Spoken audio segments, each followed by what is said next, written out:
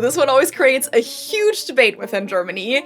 What do you guys call these? Das ist ein Berliner. Yeah, that one's the most common version around Germany, I think. Das ist ein Pfannkuchen in Berlin. Ganz wichtig, das ist kein Berliner, das ist ein Berliner. This is always so funny to me because the word for a person from Berlin and I guess the standard German word for a jelly donut is the exact same, Berliner. But then in Berlin, of all places, they call it Pfannkuchen, which is funny because that's what most people call a pancake.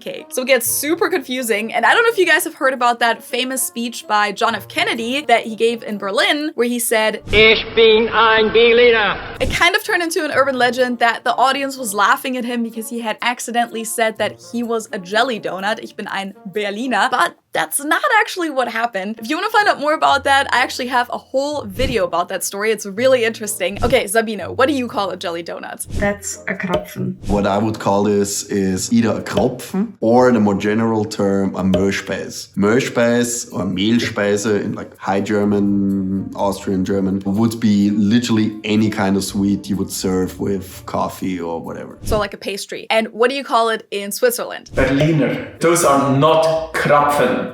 Not Krapfen. Oh, okay. I didn't really expect that Loris and Niklas would agree on this one, but I'm sorry, Loris. I'm with Sabine and Fabian on this one again. I do actually call it a Krapfen. There are even more terms for them in other regions as well, and they're a really popular food during German Carnival, which is usually sometime in February. And sometimes when you have a bigger batch of jelly donuts, like at work or at a party, there's often one that's filled with mustard instead of jelly. And needless to say, you don't want to be the one that ends up getting the one with mustard.